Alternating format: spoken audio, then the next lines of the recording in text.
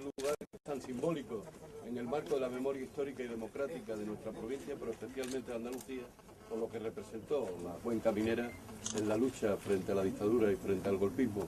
Y en ese sentido hoy nos sentimos muy orgullosos desde el gobierno de la Junta de Andalucía de poder, es decir, conmemorar, ¿no?, la dignidad y el valor de tantas personas que dieron su vida por la libertad. ¿Vamos?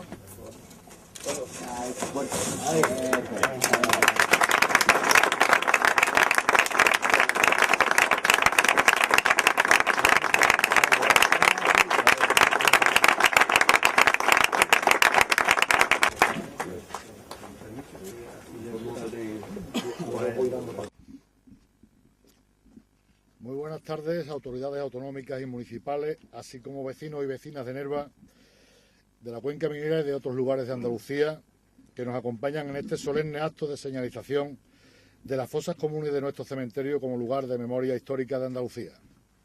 Una determinación muy acertada de nuestro gobierno andaluz y que pone de manifiesto la relevancia de nuestro municipio en la lucha por los derechos fundamentales y libertades públicas en una etapa tan oscura y difícil de nuestra historia como fue la Guerra Civil Española, que comenzó con el golpe de Estado del franquismo. Unos hechos que tienen hoy como resultado la colocación de un monolito en conmemoración y recuerdo al espacio de nuestro municipio y a los valientes que entregaron su vida en defensa de sus ideales y del gobierno legalmente constituido. A continuación se va a proceder a las distintas intervenciones de las personalidades que nos acompañan y de diferentes portavoces de colectivos. En primer lugar, toma la palabra Juan Alfonso Barba en representación de la Coordinadora Comarcal de la Memoria Histórica.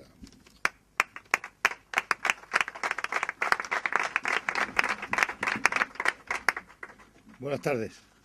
Comunicado de la Asociación Coordinadora Cuenca Minera del Río Tinto para la Memoria Histórica, con motivo de la señalización de las fosas comunes del cementerio de Nerva como lugar de memoria histórica. Saludamos con gratitud en nombre de todas las víctimas de la represión franquista que aquí yacen, de sus descendientes y amigos, de los que desde hace años formamos parte del movimiento memorialista, la iniciativa de la Dirección General de Memoria Democrática de la Junta de Andalucía, también al Ayuntamiento de Nerva y a las organizaciones políticas por su participación en este acto. Ayer, 19 de julio, hizo exactamente 77 años que un valiente y heroico grupo de mineros, trabajadores y ciudadanos de la Cuenca Minera de Río Tinto, ante la llamada del Gobierno de la República Española, acudieron en defensa de la legalidad constitucional para hacer frente al criminal y fascista golpe de Estado del 18 de julio del 36, que acabó con la legitimidad republicana y democrática, condenando a nuestro país a una guerra civil y a un periodo de represión y dictadura que ocasionó una tragedia humana de muerte y persecución. Así comenzaba el manifiesto conjunto consensuado entre organizaciones políticas, sindicales y civiles que ayer se leyó en la Plaza de los Mineros de La Pañoleta, convocados por la Asociación de Memoria, Libertad y Cultura Democrática de Camas y por esta coordinadora. 24 personas de la Cuenca Minera cayeron hace 77 años al explotar tras un disparo de la Guardia Civil la dinamita que transportaban para hacer frente al golpista Queipo. Estos fueron enterrados en una fosa común de Camas, que hoy es el aparcamiento de una gran superficie comercial. Ellos fueron la avanzadilla de los miles de compañeros y compañeras que yacen en estas fosas comunes del cementerio de Nerva. Aquellos y estos nos piden a gritos, ese grito que la muerte no calla, que murieron para que hoy disfrutemos de una democracia y que hasta hoy no les permite justicia, verdad y reparación. En aquellas 3 tumbas, la cruz de la derecha corresponde a Luis Ruiz, administrador de correo, la del centro a Arturo Albarrán, director de la emisora de radio local, y la tercera, a la izquierda, a una niña de 16 años, Catalina Ramallo Pacheco, que cometió el pecado de vestirse de virgen en una obra de teatro. Conocemos las historias de vida de estas 3 personas, contadas por familiares directos que aún viven y los recuerdan. Algunas más nos han contado. Pero no sabemos la de miles de compañeros y compañeras suyos que duermen junto a ellos desde hace 77 años. La Ley de Memoria Histórica establece una serie de medidas, artículos 11 a 14. Una legítima demanda, dice, de de no pocos ciudadanos que ignoran el paradero de sus familiares, algunos aún en fosas comunes, prevén medidas e instrumentos para que las administraciones públicas faciliten a los interesados que les soliciten las tareas de localización y, en su caso, identificación de los desaparecidos como una última prueba de respeto hacia ellos. Así, en el desarrollo de los artículos 11 y siguientes se prevé que las administraciones públicas facilitarán a los descendientes directos de las víctimas las actividades de indagación, localización e identificación de las personas desaparecidas violentamente durante la Guerra Civil o la represión política posterior y cuyo paradero se ignora. Para ello, la Administración General del Estado elaborará planes de trabajo y establecerá subvenciones para sufragar gastos derivados de estas actividades. Asimismo, el Gobierno colaborará con todas las administraciones públicas, celebrará los oportunos convenios de colaboración para subvencionar a las entidades sociales que participen en los trabajos. Más de 4.000 tumbas se han abierto en aplicación de esta ley. En el Pleno del Ayuntamiento de Nerva, celebrado el 20 de noviembre de 2008, monográfico sobre memoria histórica, se presentó una moción conjunta de los grupos políticos PSOE e Izquierda Unida, redactada en su totalidad por esta asociación. La moción se aprobó por unanimidad. En el punto 4 dice lo siguiente sobre esta fosa común. 4A. El Ayuntamiento protegerá las fosas comunes existentes en nuestro municipio.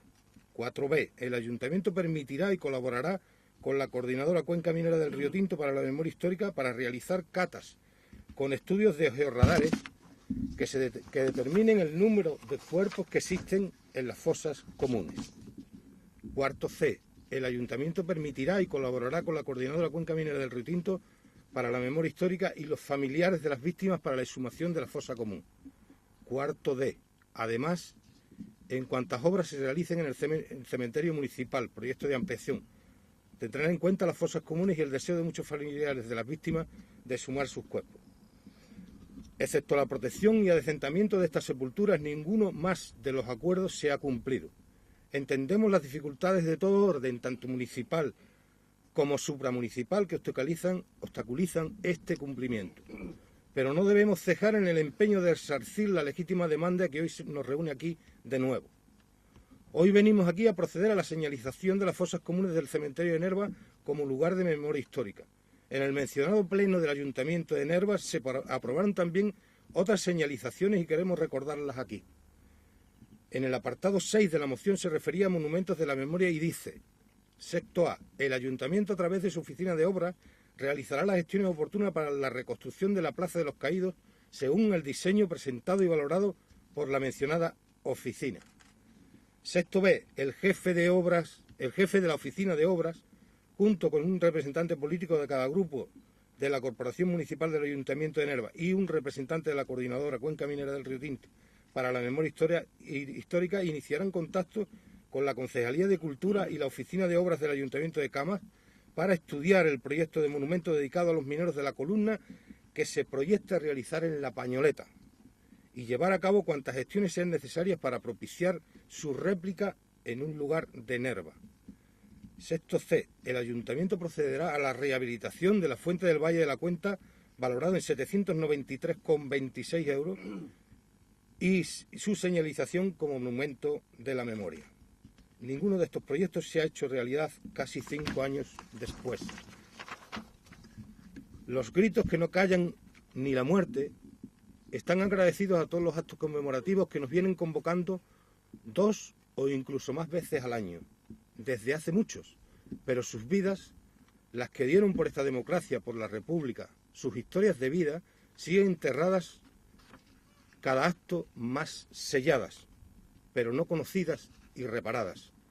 Aún no se ha hecho justicia con ello. Hoy, ante las instituciones autonómicas y municipal, ante sus representantes políticos, esta asociación se permite exigir el cumplimiento de estos acuerdos, para que la próxima vez que vengamos aquí les traigamos las tareas que esta democracia nos ha impuesto, hechas. Por ello, y para ello, compañeros y compañeras, ¡viva la República! ¡Viva! ¡Viva la Tercera República!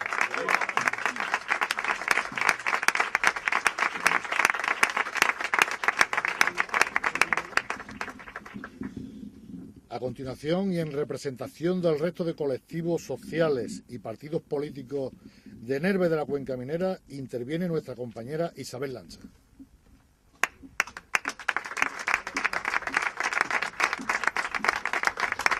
Bueno, para este acto tan importante hemos escogido un poema de José María Labrador que viene a representar muy bien lo que aquí está sucediendo. Se llama Solo Minero.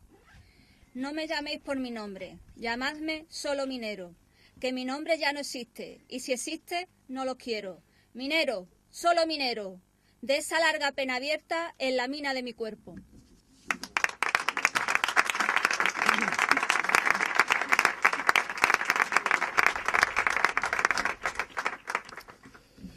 Tiene la palabra el alcalde de Nerva, Domingo Domínguez Bueno.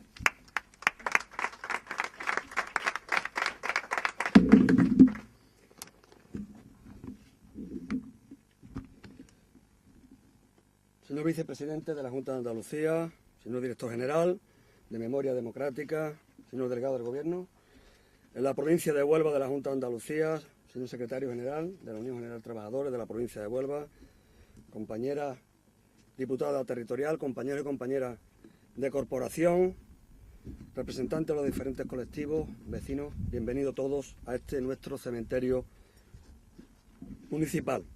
Mirad, el concepto de memoria histórica es relativamente reciente y sin lugar a dudas nos pone de manifiesto el esfuerzo consciente de los grupos humanos de entroncar su pasado, sea este real o sea este imaginario. Desgraciadamente, nuestra memoria histórica no puede ser más real y sus consecuencias más trágicas, hasta tal punto que ha marcado un antes y un después en los acontecimientos más contemporáneos de nuestro país y ha generado una herida abierta a lo largo de muchas décadas, afectando a un gran número de generaciones que, habiéndola vivido en primera persona o indirectamente, no han conseguido cicatrizar esta llaga que parece heredarse de padre a hijos. Difícilmente podríamos superar la secuela de la contienda civil española si ni tan siquiera pretendemos dirigir la mirada hacia ella con un poco de perspectiva y con la suficiente voluntad para tratar de comprender unos hechos que nunca debieron producirse y que desde luego no deben volver a repetirse en el seno de una sociedad democrática. Para algunos lo más fácil sería pasar sin ni tan siquiera mirar atrás, generando un proceso de olvido y una amnesia colectiva muy beneficiosa para aquellos que tomaron parte en el conflicto en contra de la legalidad establecida.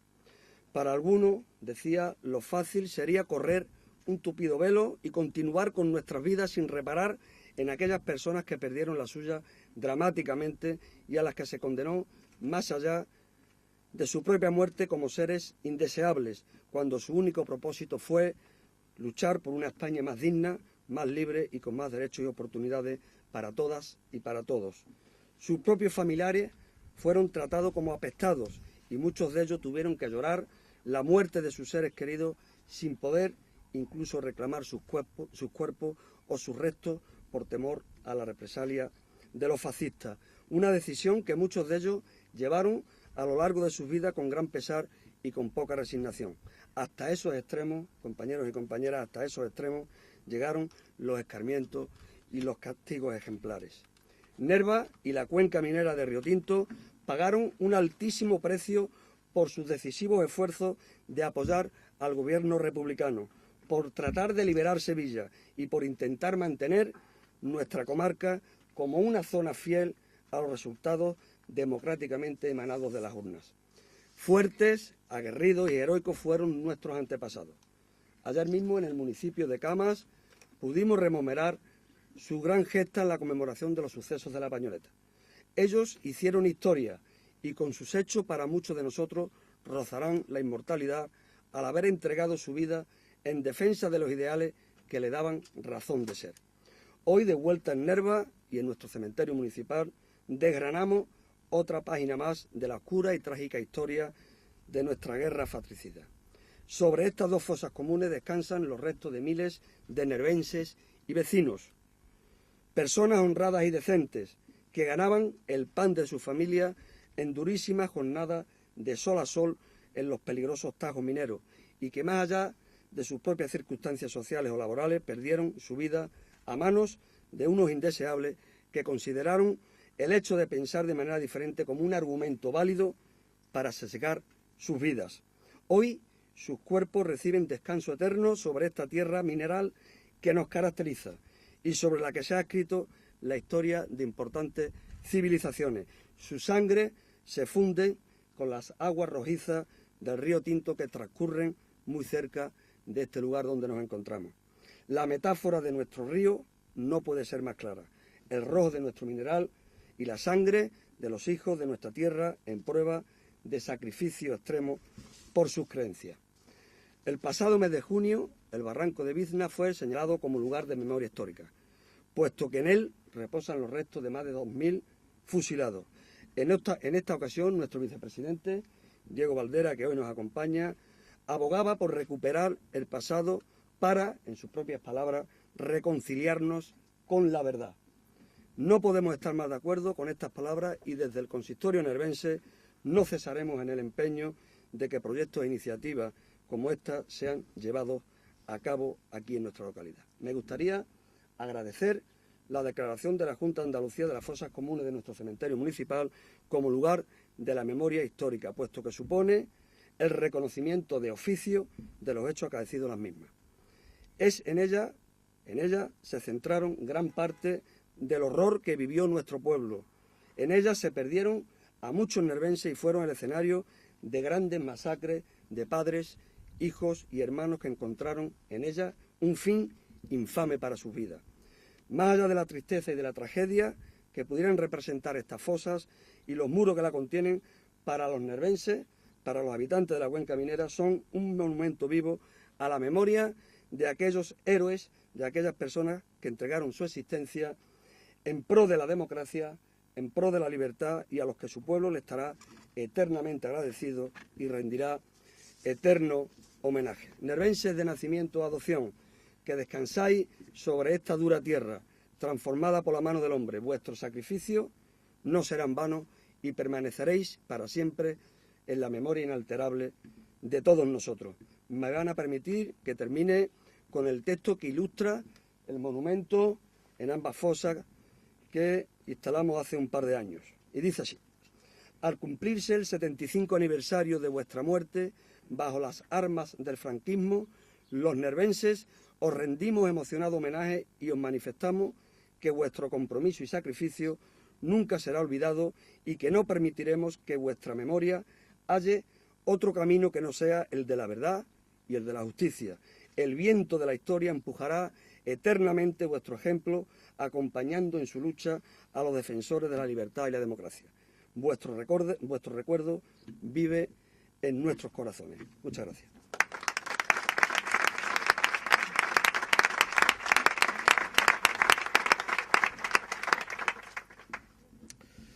Pasamos la palabra al señor director general de Memoria Democrática de la Junta de Andalucía, don Luis Gabriel Naranjo.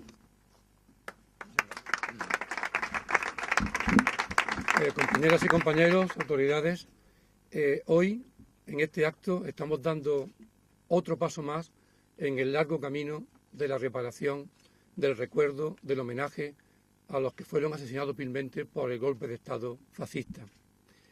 Esta placa que hoy estamos aquí celebrando por primera vez e inaugurando representa la voluntad de la Junta de Andalucía de seguir avanzando en este camino. Uno de los pilares fundamentales de la política pública de memoria, que de la Dirección General de Memoria Democrática y de la Consejería que preside Diego Valderas estamos intentando aplicar en toda Andalucía, es llenar el solar andaluz, llenar el suelo y la tierra andaluza de lugares de la memoria, de lugares de memoria que sirvan para que los ciudadanos y ciudadanas de nuestra región, de nuestra autonomía, conozcan de primera mano y conozcan realmente lo que fue el genocidio, la barbarie, el terror que impuso el franquismo como medio de imponerse sobre una sociedad inerme. Esta placa, por tanto, es un paso importante, pero no vamos a quedarnos aquí. Yo quiero recordar las dos formas de enfrentar la política de memoria que se están llevando a cabo ahora mismo a nivel del Estado central, a nivel del Gobierno y a nivel andaluz, a nivel de la Junta de Andalucía. Desde el Gobierno central se han cerrado todas las subvenciones, con la excusa de la crisis impuesta por los mismos que la han cerrado. Quiero decir, se trata de un argumento que se retroalimenta. Utilizando el argumento de los recortes y de la imposición de un modelo neoliberal que ellos mismos generan, propician e imponen, están aplicando una medida totalmente ideológica que significa no querer conocer lo que realmente ocurrió, cerrar las perspectivas del derecho a la verdad, que es un derecho de todos los ciudadanos, no solamente de las víctimas y de los familiares, que también, por supuesto, sino de toda la ciudadanía, y, por tanto, seguir ocultando ese negacionismo, que es la última fase del genocidio, negar lo que ocurrió y tergiversar lo que ocurrió. Frente a esa cerrazón absoluta, frente a ese cierre completo de subvenciones, aquí, desde la Junta, donde estamos sufriendo una situación que no hemos provocado, donde estamos recibiendo de forma brutal los recortes que se nos imponen desde Europa por parte del capitalismo neoliberal, del poder financiero, de esa especie de totalitarismo blando que se está imponiendo en nuestro mundo, y desde el Gobierno central, desde la derecha española, a pesar de eso, estamos impulsando con mucha voluntad y con todos los recursos que podemos las políticas públicas de memoria. Quiero resaltar eso porque me parece que necesitamos saberlo y conocerlo.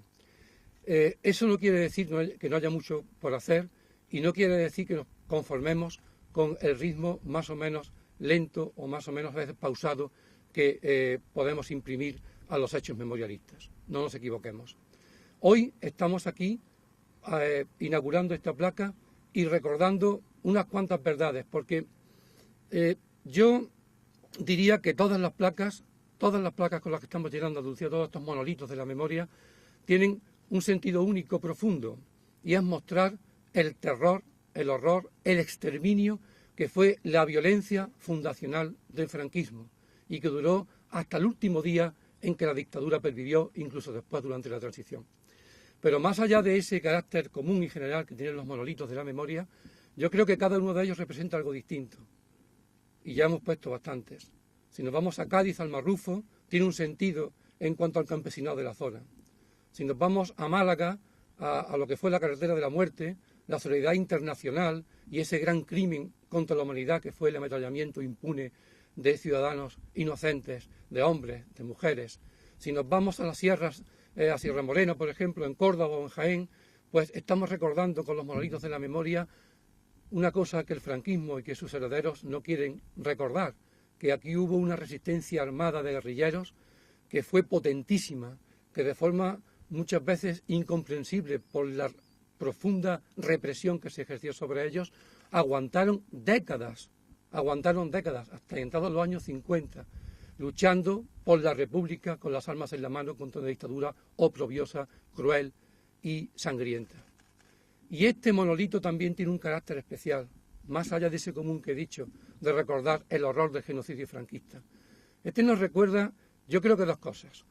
La primera, que la represión del golpe de Estado, de la guerra y del franquismo, que fue terrible en todos los sitios, se cebó, como ya se ha dicho anteriormente, especialmente sobre los mineros, sobre las cuencas mineras. Aquí, en Río Tinto, en Nerva, pero no olvidemos también, por ejemplo, Peñarroya en Córdoba, no olvidemos Linares en Jaén, donde hubo mineros, donde hubo grandes minas, donde hubo grandes concentraciones de población minera, la organización, la resistencia fueron extraordinarias. El valor y el compromiso también extraordinarios. Y eso lo pagó el franquismo con unas matanzas especialmente cruentas. Así que yo quiero rendir aquí hoy, en nombre de la Dirección General, un homenaje especial a valientes entre valientes, a lúcidos entre lúcidos, a comprometidos entre comprometidos, porque si la lucidez, el compromiso y la valentía fueron las características comunes de las víctimas del franquismo, yo si hubiera que poner un epitafio común a todas las víctimas del genocidio contra la República, bajo la gran palabra República, segunda y la tercera que llegará, espero que pronto, pondría estas tres palabras: lucidez, compromiso y valentía. Lucidez porque supieron reconocer sus intereses de clase, no solamente los ideales y los valores, que también, sino los legítimos intereses de clase por los que lucharon, eran convertirse en trabajadores dueños de su destino, en seres humanos dignos, más allá de los siervos de la gleba a los que los tenía acostumbrado el régimen capitalista español desde la Edad Media y que hoy todavía intenta reproducir, convirtiéndose de nuevo en esclavos del capital. Por tanto, eso es específico, eso es propio, eso es singular de la resistencia minera. Y otra palabra más, la solidaridad, porque junto a la valentía está el carácter solidario. Había que ser muy solidarios para salir de aquí, para ir a enfrentarse a lo más, yo diría que a lo más terrorífico del ejército del norte de África, ¿no? Armados con escopetas y con la dinamita de la mina, con las herramientas obreras, enfrentarse a ametralladoras y enfrentarse a la propia traición de la columna de guardias civiles que los traicionó. Fue la traición dentro de la traición, dentro de la dirección general del ejército español, que en ese momento, no lo olvidáis compañeros, dejó de llamarse ejército. Yo cuando oigo hablar de nacionales y oigo hablar de ejército golpista, muchas veces pienso que nosotros mismos, porque muchas veces somos nosotros los que usamos esas palabras sin darnos cuenta, ha ido calando en nosotros la lluvia del discurso historiográfico franquista. Los únicos nacionales que había aquí eran los que defendían la República. La prueba está en que si la ayuda nazi e italiana, los golpistas habían durado menos de una semana. Eso lo saben ellos de sobra. Lo saben ellos de sobra. Y el único ejército que había aquí era el de la República. Porque los que se sublevaron, dejaron de ser militares en el mismo momento en que traicionaron a la República. Y traicionaron a su compromiso y a su juramento, a esa especie de honor que tanto mencionaban para justificar sus crímenes y la sangre que derramaron. No eran ejércitos, eran bandas armadas. Eso eran, bandas armadas. El único ejército fue el republicano. Y eso nosotros debemos tenerlo muy claro. Y otra cosa que muestra este monolito y esta placa de forma especial es la ruptura de esa especie de simetría moral que el franquismo nos ha querido imponer y que la democracia tampoco ha hecho mucho por evitarla. Esa idea de que todos mataron, de que se enfrentaron dos Españas que estaban condenadas a no entenderse, de que fue una especie de lucha entre iguales, que fue una especie de guerra civil a la que llevó esa especie de carácter explosivo que tenemos los españoles. ¿Cuánto se ha escrito sobre eso? Aquí se demuestra que eso es mentira, se demuestra completamente. No hay más que leer lo que se ha escrito sobre esto. Se demuestra completamente. ¿Qué es lo que ocurrió aquí? Primero, nada de guerra, golpe de Estado, ni siquiera pronunciamiento, ni alzamiento, ni sublevación, eso es mentira. Porque la sublevación busca un pronunciamiento militar como los que hubo en el siglo XIX. Golpe de Estado cruento y sangriento. Ese fue el origen de toda la violencia. Y ese golpe de Estado fue el que acabó destruyendo, matando, asesinando y violando a nuestras compañeras y compañeros que hoy están enterrados en la fosa común. Y dentro de ese golpe de Estado, la asimetría absoluta de las fuerzas que se enfrentaron. Por eso no podemos hablar de guerra civil. No podemos hablar de guerra civil, porque guerra civil supone que hay dos campos de civiles enfrentados. Aquí, si sumamos todos los civiles que estaban contra la República y que conspiraron desde el primer día, no llenan 2 trenes republicanos de los que había en la época. Eran pandillas, eran grupos, Falange, los tradicionalistas, los requetés, los carlistas, los alfonsinos que se convirtieron en fascistas en Acción Española. Todos esos juntos, caben en 2 trenes. Las únicas masas que había en España eran las masas obreras que estaban en la UGT, que estaban en la CNT, que estaban en el PSOE, que estaban en el PC. Esas eran las masas. Por tanto, es mentira eso de que hubo 2 bandos, 2 campos enfrentados, 2 grandes masas de españoles, 2 Españas partidas por la mitad. Para nada. Por eso tuvieron que recurrir al ejército. Por eso. Por eso aquí no pudo haber ni hubo una marcha como la de Roma, ni hubo tampoco unas elecciones que medio ganaron como hicieron los nazis en Alemania. Aquí la derecha cívica, la derecha golpista cívica no militar fue siempre marginal. Fue el lumpenproletariado unido a las élites miserables que no querían perder sus derechos feudales. Eso tenemos que saberlo con claridad. Por eso fue el ejército el que dio el golpe. Y por eso la guerra civil es mentira. Aquí en Andalucía. Aquí no cayó ni una aldea, ni un pueblo, ni una ciudad que si no fuera por la intervención directa del ejército y la Guardia Civil. Ni una sola aldea cayó en manos de los golpistas solo por civiles. Y los mineros que venían de aquí a ayudar a la Sevilla ensangrentada ya por Queipo, se hubieran merendado en 3 horas a los falangistas sevillanos si no hubieran estado acompañados por los militares golpistas y por los guardias civiles traidores. Por tanto, compañeras y compañeros, vamos a romper los mitos del franquismo. Y este monolito y esta placa es un ejemplo claro de las mentiras, de los mitos, que muchas veces sin darnos cuenta nosotros mismos acabamos medio creyéndonos.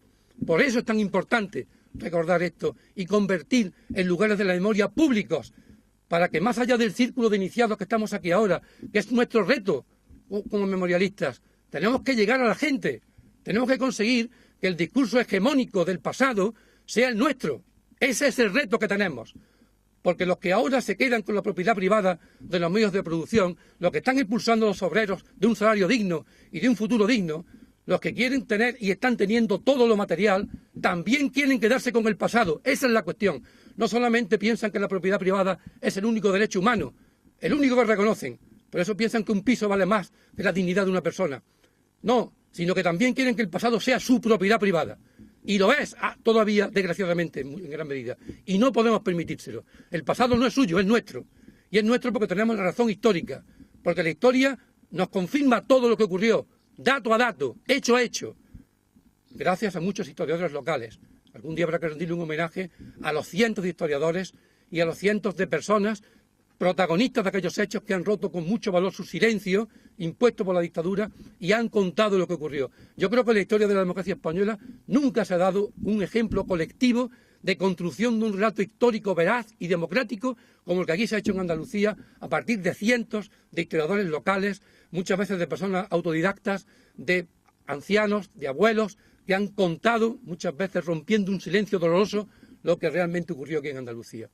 Esa es la batalla que tenemos que ganar, la batalla de la verdad, el derecho a la verdad. Por eso lo que más le duele al fascismo que sigue vivo es que contemos lo que ocurrió.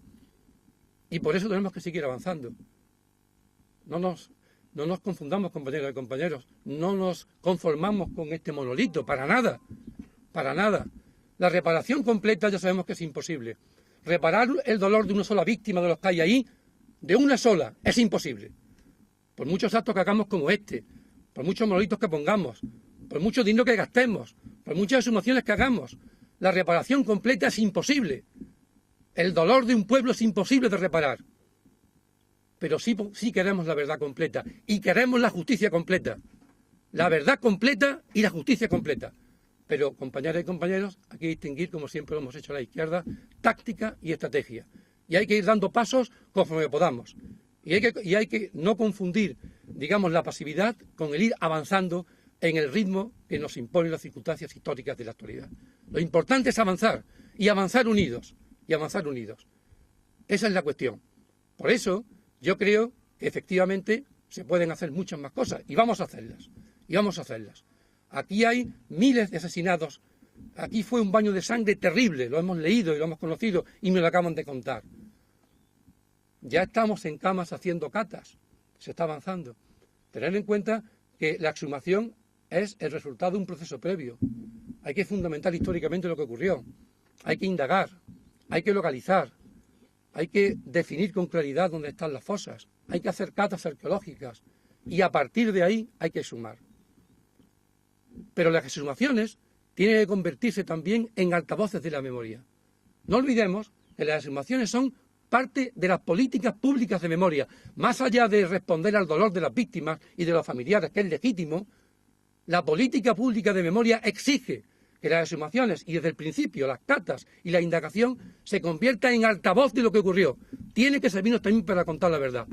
Por eso las exhumaciones tienen que socializarse.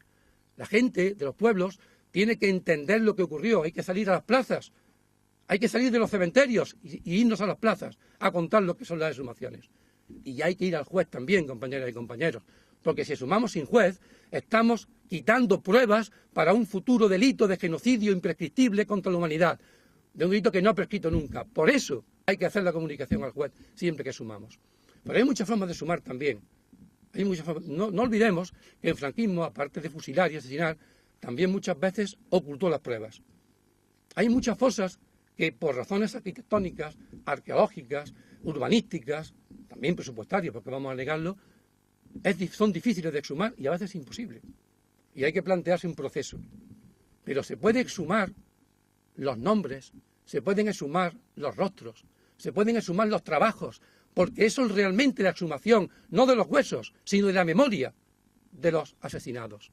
Nombre, rostro y trabajo. para que los andaluces sepan que esto fue una guerra de clases, que los que murieron eran alcaldes, concejales, diputados, mineros, pescadores, campesinos, trabajadores, como decía el primer artículo de la República, de toda clase y condición. Exhumar también es eso. Por eso vamos también a poner muros de la memoria, que es una forma de sumar. En aquellas fosas en las que haya que, de alguna forma, retrasar, aplazar o incluso que no se pueda físicamente realizar la exhumación, sí que podemos colocar muros de la memoria. Y eso es exhumar la memoria de los que cayeron. Y en esos muros tienen que aparecer con claridad, como he dicho, tenemos que individualizar la memoria. No nos basta con decir que hubo 2000 muertos, no. Queremos saber cómo se llamaba cada uno y cada una de los que murieron, en qué trabajaban y cómo eran. Esa es la memoria que el fascismo teme y esa es la que tenemos que imponer. Y no quiero extenderme más, pero tenemos también otra tarea por delante muy importante, porque aquí trabajamos todos, quiero decir. Desde la Dirección General hacemos lo que podemos, seguramente poco, voluntad sí que tenemos, desde la Consejería seguro que también, pero yo también os puedo pedir cosas a vosotros, nos pedimos mutuamente cosas, porque estamos todos luchando, cada uno desde un sitio. Ahora hay que dar otra batalla, hay que dar la batalla de la educación, porque por mucho que investiguemos, se investiga mucho, por mucho que haya libros especializados que cuenten la verdad, si esa verdad no llega a las aulas, si no llega a los institutos, si no llega a las escuelas, si no llega a la universidad, que todavía está de espalda en buena medida a la memoria democrática, habremos perdido en el futuro la batalla de la memoria. Porque dentro de 50 años los españoles y andaluces seguirán pensando lo que el tardofranquismo quiso que pensaran, que la República fue un régimen imposible que frente a los españoles, que la guerra civil fue algo inevitable, que la dictadura fue algo que al final nos llevó a Europa. Mentira, mentira y mentira. ¿Cómo se evita eso? Educando. Nosotros, en la última orden de subvenciones, ya hemos sacado una línea de subvenciones y ya hay ahora grupos de trabajo que están elaborando materiales sobre la República, sobre la guerra civil y sobre el franquismo. Vamos a seguir profundizando en ese sentido. Vamos a abrir un certamen para alumnos y profesores, de manera que se elaboren materiales y se apliquen y de alguna forma la comunidad educativa se integre. Pero para eso hace falta también la complicidad de los docentes. Me imagino que aquí habrá alguno. Los docentes, que muchas veces también están un poco de espalda a la memoria, y los padres y los abuelos. Y ahora tenemos otra oportunidad magnífica. Si al final esta especie de la ley Wert de educación, esta especie de ley que nos retrotrae otra vez al peor fascismo, una ley profundamente ideologizada, una ley que va a acabar con la igualdad de oportunidades, que tampoco existía antes, pero la poquita que había se la van a cargar, ahora tenemos la oportunidad de abrir el melón de los programas educativos. Y yo os pido que me ayudéis, que nos ayudéis a todos, presionando, haciéndonos críticas, también a los compañeros de educación y de la Consejería de Educación, para que ahora aprovechemos y en el programa nuevo que tiene que salir de esta ley aparezcan los conceptos que ahora no aparecen, que aparezca la idea de golpe de Estado, que los alumnos sepan que aquí hubo un golpe de Estado que llevó a la guerra, que se hable de la República como hay que hablar y que aparezca el franquismo como lo que fue un régimen terrible, que se hable de represión, de víctimas, de guerrilla, de resistencia, de exilio, etcétera. Esas son las tareas que todos tenemos. Y termino diciendo lo que he dicho hace un momento porque creo que es la idea fundamental. No vamos a pararnos. No nos engañemos. Podemos tácticamente ir a un ritmo a otro. Pero queremos toda la verdad y queremos toda la justicia y la queremos más temprano que tarde. Gracias.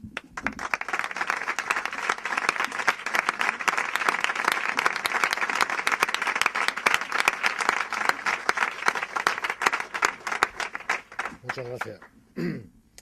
Tiene la palabra el delegado del Gobierno de la Junta de Andalucía en Huelva, don José Gregorio Fiscal López.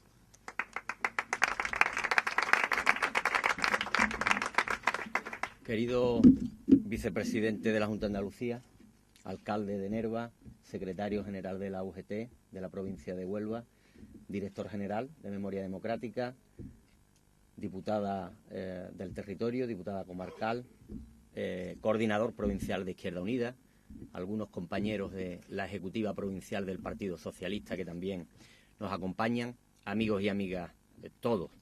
Después de la intervención del director general, pues comprenderán que nos resulta fácil intervenir hoy aquí, ¿no? La verdad es que comparto al 100%, como no puede ser de otra manera, su intervención y dice muy a las claras las diferentes maneras que hay de encarar este asunto, ¿no? En la Junta de Andalucía, el Gobierno de la Junta de Andalucía ha decidido encararlo con firmeza, eso es indudable, y yo quiero hoy poner de manifiesto aquí un asunto que desde ayer, bueno, pues no deja de rondarme la cabeza y que, pues prácticamente, bueno, me ha sumido un poco diría en el desconcierto, pero teniendo en cuenta lo que ha ocurrido, pues no puedo hablar de desconcierto, es algo que no se puede esperar otra cosa. Ayer en una capital de Castilla-León, no recuerdo ahora mismo si es Ávila, Segovia, una de estas, el gobierno local del Partido Popular ha votado no a cambiar una calle llamada 18 de julio y ponerle el nombre de Nelson Mandela. ¿Se puede ser más miserable? Toledo. Bueno, yo no lo puedo entender. Han impedido, en una fecha además como esta, bueno, pues cambiar el nombre del día del golpe de Estado, efectivamente, pues por el de una persona que se está muriendo, como todos sabemos, y que es uno de los más importantes defensores de los derechos humanos, pues yo diría del siglo XX. Por otra parte, yo no me voy a extender mucho, pero sí quiero decir que, bueno, pues me satisface especialmente que el primer lugar de memoria histórica que se reconoce en la provincia de Huelva sea en Nerva, sea en la Cuenca Minera, ¿no? Desde luego, sí hay alguna comarca en la provincia que se caracterizó por la defensa de las libertades en contra del fascismo, desde el primer momento hasta el último, fue la Cuenca Minera, eso es indudable y por tanto, pues creo que es un acto de justicia que se esté celebrando hoy aquí este acontecimiento, no solo con los que se dejaron su vida en defensa de la libertad, que por supuesto y básicamente, sino con sus herederos de la cuenca minera. Yo quiero también decir que por supuesto no solo no hay que dormirse en los laureles, sino que hay que seguir luchando. Hay que seguir luchando porque no es de recibo que todavía en España pues existan calles con el nombre del día del golpe de Estado, de militares golpistas de aquel entonces, algo que no sucede ni en Alemania. En Alemania es inconcebible que haya una avenida, que haya una calle, el nombre de un edificio dedicado no ya a Hitler, sino a cualquier militar o político de aquella época. Tristemente en nuestro país sigue ocurriendo. Es verdad que, como ha dicho el director general, en la Junta de Andalucía se está haciendo bastante, a mi juicio, desde luego lo que se puede. Como él ha dicho, probablemente se podrá hacer más, pero yo quiero romper una lanza por lo que se está haciendo y pido también, como ha hecho el director general, no hace falta hacerlo, pero sí decirlo, la complicidad de todos vosotros, porque estos actos hay que hacerlos por muchas cuestiones, muchísimas cuestiones. Una, y la principal, es por justicia con los que perdieron la vida y por justicia con los herederos, los descendientes de los defensores de la libertad que el fascismo asesinó en aquel entonces. Esa sería el principal objetivo de estos actos. Pero otro no menos importante es para no repetirlo. No podemos olvidar lo que pasó en ningún momento. Estoy completamente de acuerdo, de nuevo, con una de las reflexiones del director general, en el sentido de que no podemos olvidarlo. No hay que hacer caso a quien diga que no hay que remover el pasado, que estas son ya cuestiones pasadas, que nos hemos reconciliado, etcétera, etcétera. Reconciliación sí, olvido no. Nunca se pueden olvidar estas cuestiones. Nunca. Los que de chico, y permitidme que también comente esta cuestión, los que de chico escuchábamos a nuestros padres hablar cómo nuestros abuelos se llevaron 2 o 3 años en la cárcel temblando que llegara el alba porque aquella mañana le podía tocar a él que lo llamaran a la tapia del cementerio para que lo fusilaran, no podemos permitir que estas cuestiones se olviden. Nunca. Muchas gracias.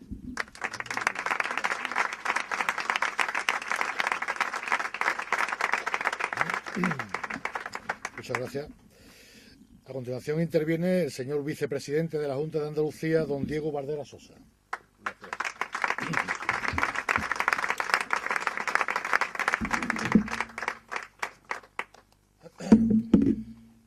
En primer lugar, buenas tardes, amigos y amigas, compañeros y compañeras. Estimado alcalde, apreciado director general, con el que me une todo lo que significa un reto y un desafío de recuperación de todo lo que representa la dignidad de un pueblo, de ese pueblo que, como él muy bien ha dicho, luchó por los valores de la libertad, la democracia, la república, el gobierno legítimo, pero también luchó por otros valores, por los valores que representa siempre una sociedad más justa, con las que hoy también seguimos combatiendo desde el recuerdo y la semilla de aquellos que sembraron en aquel momento con su sangre los aspectos que hoy queremos desarrollar desde el Gobierno de la Junta de Andalucía. También, como no, saludar al delegado provincial, al secretario general de comisiones de UGT, a los compañeros de comisiones obreras, a la compañera de la Diputación Provincial, al coordinador de Izquierda Unida y a los compañeros y compañeras con los que me une tantos gratos recuerdos de luchas y desafíos que hemos tenido en esta cuenca minera y que vamos a seguir teniendo. Esta cuenca minera siempre ha tenido esa semilla de la valentía y de la combatividad, y esa combatividad no se va a perder ni se puede perder nunca.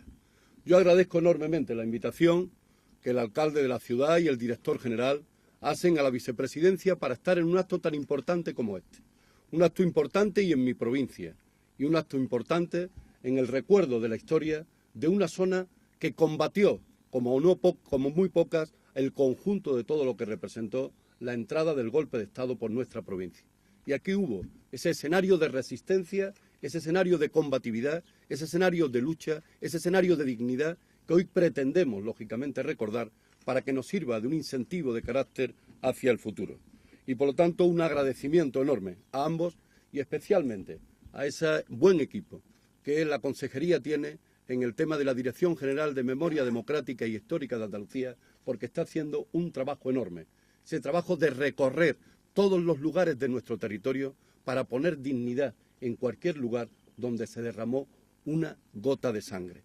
Y eso es lo que estamos haciendo aquí hoy, sumar a esas tantas miles, millones de gotas de sangre que el pueblo andaluz, es decir, vertió en estas tierras producto de ese terrorismo, es decir, injusto, que se situó con el golpe de Estado en el conjunto de toda nuestra población y en un momento determinado. Pero también gracias a las asociaciones. Las asociaciones son pilar fundamental de lo que significa la recuperación de la memoria histórica. Yo creo que esa complicidad de la que hablaba el director general, que se tiene que seguir sumando y engrandeciendo. Se trata de sumar a la voluntad política de un pueblo, de un gobierno, de una acción política, como compromiso con el gobierno, con los andaluces, también al conjunto de la ciudadanía. Y qué cuestión mejor que las asociaciones. Yo creo que son las que hacen posible que el discurso se extienda, que la voluntad del mensaje, de la educación, del conocimiento, llegue a todos los lugares y a todos los rincones del conjunto de Andalucía. Mira, Nerva fue el último pueblo republicano de la provincia de Huelva tras el golpe fascista del general Franco. Por eso quizás hoy hemos querido desde la Dirección General y desde la Consejería que sea el primer pueblo que señaliza el lugar de la memoria en la provincia. Yo creo que tiene todos los elementos merecidos de lo que fue la parte más simbólica de la lucha de nuestra provincia en aquel 1936. Lugar para recordar cómo en ocasiones la lucha, incluso en tiempos terribles, es lo único que puede salvarnos. Y por eso nos incentiva la combatividad, la movilización frente a los elementos de injusticia que se ponen hoy en el tablero de la política internacional, de la política nacional y de la propia política andaluza. Nerva fue uno de los primeros pueblos en entender el alcance del golpe militar provocado por los conspiradores franquistas.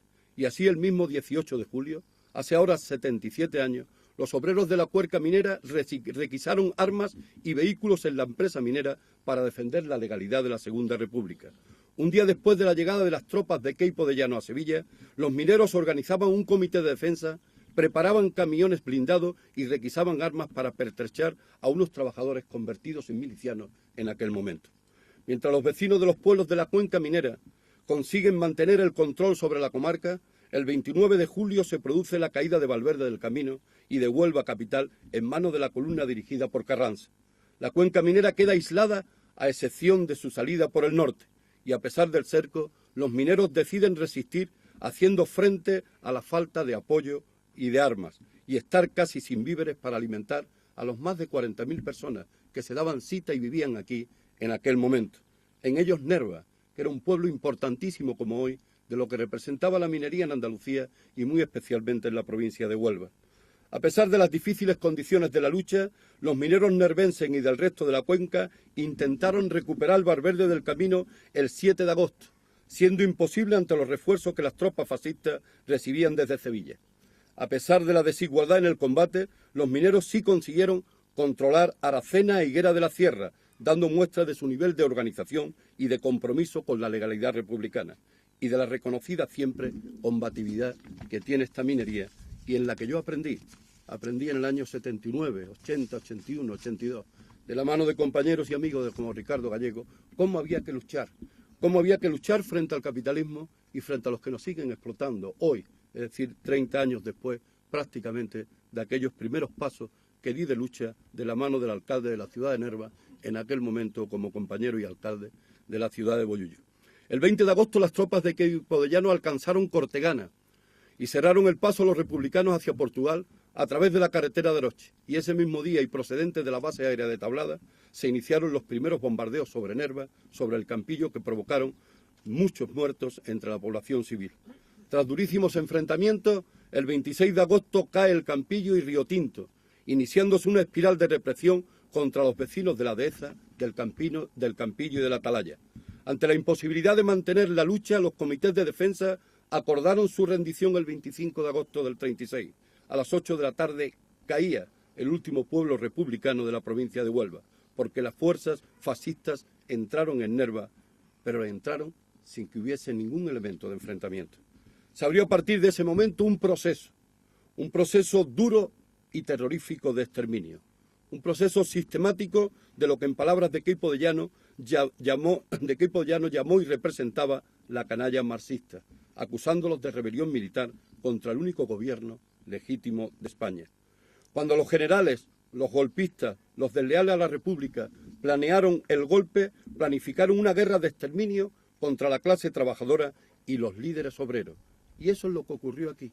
Fueron a por la clase trabajadora y a por los líderes obreros, en aquel momento los líderes mineros de la cuenca minera. Sabían que solo la represión brutal y sistemática podía darles la victoria ante una clase obrera de las más organizadas y combativas de Europa. Y precisamente los trabajadores de la cuenca minera habían constituido una de las puntas de lanza del movimiento obrero en Andalucía y en todo el sur de España. Esa es la razón por la que las tropas fascistas no podían en modo alguno, por ser ilógico en el plano militar, continuar el avance hacia Extremadura sin desencadenar la masacre que tuvo lugar contra los hombres y mujeres de la cuenca minera. Solo en Nerva fueron asesinados, y quizá dicho por el director general, más de 2.000 vecinos y vecinas, prolongándose los juicios contra los mineros hasta bien entrado el año 1940. Junto con los fusilamientos sumarios, continuó la imposición de la muerte civil y de la represión de miles de vecinos que eran sometidos a cárcel, a tortura, a exilio, a represión social y a represión laboral. Se trataba, sin duda, de uno de los intentos más duros del fascismo por desterrar de los corazones de los nervenses cualquier intención de rebeldía. Yo creo que hoy, con orgullo, podemos afirmar que no lo lograron, que la actitud de rebeldía, el sentimiento de rebeldía, sigue estando presente en los hombres y mujeres de la cuenca minera, en los hombres y mujeres de Nerva. En Nerva se sitúa la fosa común más grande de la provincia de Huelva, en un cementerio donde muchos vecinos han rezado durante años mirando un muro, porque allí sabían que se encontraba su familiar asesinado. Hace apenas 48 horas se cumplía 77 años del golpe militar fascista contra la Segunda República que inició la contienda civil que sumió a España en una dictadura oscura que se prolongó durante 36 años. Hace 77 años, mineros de esta localidad partieron también camino de Sevilla para defender la legalidad republicana, siendo asesinados en la entrada de la ciudad por la traición del comandante Aro Lumbrera. Esta marcha es solidaridad y creencia de los ideales de la justicia social. Esos ideales y esa justicia social, esa solidaridad que sirvieron de inspiración a las brigadas internacionales que defendieron al gobierno legítimo de la República. Por eso hoy hacemos justicia con quienes vieron agitada su alegría de entonces, con quienes tuvieron que retirar sus esperanzas a espacios de silencio, justicia con quienes no se han cansado de esperar que aquellos un día fueron. Reconocer los lugares de la memoria en Andalucía que existen en la provincia de Huelva y comenzar a hacerlo aquí en Nerva manifiesta nuestro compromiso como gobierno andaluz no solo con nuestro pasado, como pueblo, sino de nuestro futuro de lucha como andaluces, en defensa de nuestro estatuto de autonomía, en defensa de los derechos como pueblo, en defensa de los derechos laborales, en defensa de los derechos de ciudadanía, en defensa del artículo 156 y 157 del Estatuto de Autonomía, que dice que la economía tiene que estar al servicio del interés general, que la propiedad la ostente quien la ostente, tiene que estar al servicio del interés general. De ahí la importancia de ese debate sobre la función social de la vivienda, la función social de la tierra, la función social, en definitiva, de la propiedad, para crear más justicia social frente a lo que supone la dictadura de los mercados y las injustas políticas neoliberales. No son distintas las luchas de aquellos hombres que echándole un pulso al miedo decidieron resistir a la violencia y al terror que les asolaba y asolaba todo el conjunto del país. Son luchas distintas que nos hablan de la necesidad de mirar juntos en la misma dirección. Si luchamos, podremos perder. Si no lo hacemos, estamos perdidos. Solo se pierde la batalla que no se libra, y nosotros tenemos que seguir librando todas esas batallas frente a la injusticia neoliberal y la injusticia de un capitalismo que no tiene en absoluto nada de rostro humano. Por eso hay que hacer un reconocimiento a todos los que no se doblegaron, sin antes luchar. A todos le hacemos hoy ese reconocimiento. Hombres y mujeres obreros del campo, mineros, representantes de la voluntad popular. Y por ello debemos hacer un reconocimiento expreso también, cómo no, al Ayuntamiento Democrático Nervense después de la dictadura franquista, que protagonizó uno de los casos de avance desde lo local en el terreno de la recuperación de la memoria democrática. Un ayuntamiento que, encabezado por Ricardo Gallego, de la mano de Octavio Domínguez, al que recuerdo hoy, adesentó la fosa común que hoy señalizamos como lugar y memoria y puso las primeras placas de reconocimiento a los nervenses asesinados por el franquismo. Un ayuntamiento que ya en 1979 puso un crespón negro en la bandera de Nerva, que ondeó el 26 de agosto, aniversario de la entrada de las tropas franquistas en el pueblo, lo que suscitó el ataque de cierta prensa que decía que ese gesto atentaba contra los deseos españoles de superar el pasado. Qué equivocado. Se estaba reconociendo el pasado y al mismo tiempo superando el pasado, pero como un elemento de valentía de cara al futuro. Un ayuntamiento que creó bajo la dirección de Antonio Rioja la revista Nervae para divulgar la historia de las luchas obreras de la comarca, revista que años más tarde ha sido utilizada como fuente por historiadores profesionales para reconstruir la historia de la guerra civil en Huelva. Un ayuntamiento, en definitiva, que a finales de los 70, a comienzos de los 80, supo poner en valor la dignidad de los represaliados y que hoy nuevamente se da la mano con el alcalde actual y con el ayuntamiento actual. Para nosotros, cuando hablamos de recuperación de la memoria histórica, no estamos hablando solamente del pasado, sino estamos hablando claramente del futuro, porque sabemos que no hay democracia real que se sustente en la impunidad o se sustente en el olvido, y que en el camino, y lo más importante que debemos recuperar es el camino de la construcción de esa sociedad justa que perseguimos, de esa plena democracia, de esa plena libertad, de ese pleno empleo que es posible alcanzarlo y sobre todo en el marco de una sociedad de bienestar. Y finalizo anunciando el compromiso del Gobierno con la Ley de Memoria Histórica para este año, con esa ley que tiene el objetivo la Dirección General, de la buena mano de Luis Naranjo y de Juanfra, de ponerla en manos del Gobierno, de ponerla en manos del Parlamento, de ponerla en manos del pueblo andaluz, para que de una vez por todas tengamos una ley que realmente sea capaz de reponer el conjunto de la dignidad y de los valores que aún no hemos sido capaces de reponer. Pero también el trabajo de recuperar la dignidad de todos aquellos que dieron su vida por la libertad y dieron su vida por el gobierno legítimo de la República.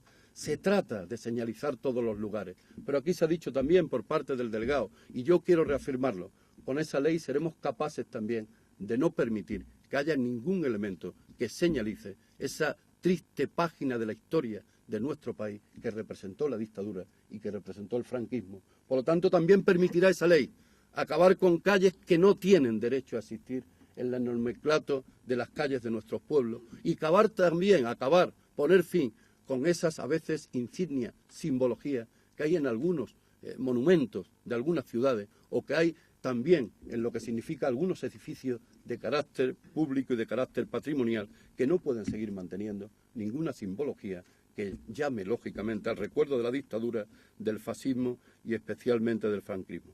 Y concluyo no sin antes volver a expresar no solo el agradecimiento a quienes han luchado por la libertad y siguen luchando y perviviendo y nos han traído hasta aquí, sabedores que sus luchas son nuestras luchas y quienes creyeron en la necesidad de un país formado para trabajadores de toda clase y quienes hoy nos obligan a mantener nuestro compromiso por los ideales de libertad e igualdad frente al olvido y por la justicia social. Por lo tanto, muchas gracias a todos y a todas por haber compartido este acto que para nosotros, para el Gobierno de la Junta de Andalucía, es un acto muy importante, es un acto de compromiso, es el compromiso de las dos fuerzas políticas que sostienen al Gobierno de nuestra comunidad para ser capaces de recuperar, de reponer el valor de la dignidad de todos los que dieron tanto por nosotros, tanto por la libertad y tanto por la democracia. Buenas tardes y muchas gracias.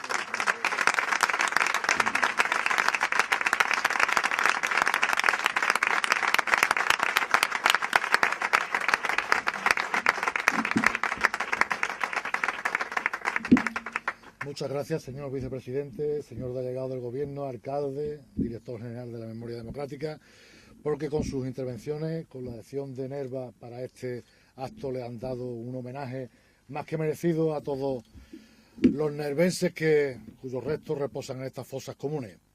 Vamos a ir terminando el acto de esta tarde y a continuación una joven mujer de Nerva, Rocío Adame, va a interpretar el himno de nuestra tierra, el himno de Andalucía, y posteriormente, entre todos, haremos una humilde ofrenda floral a los restos de las fosas comunes. Muchas gracias.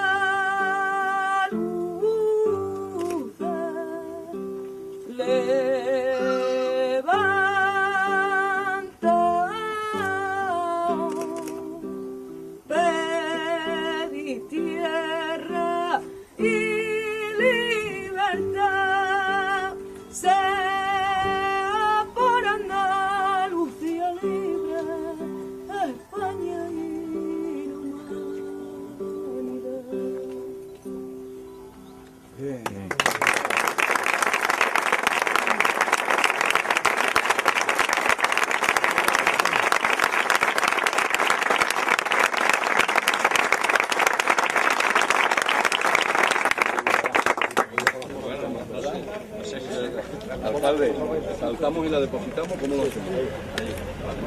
Ah, bueno.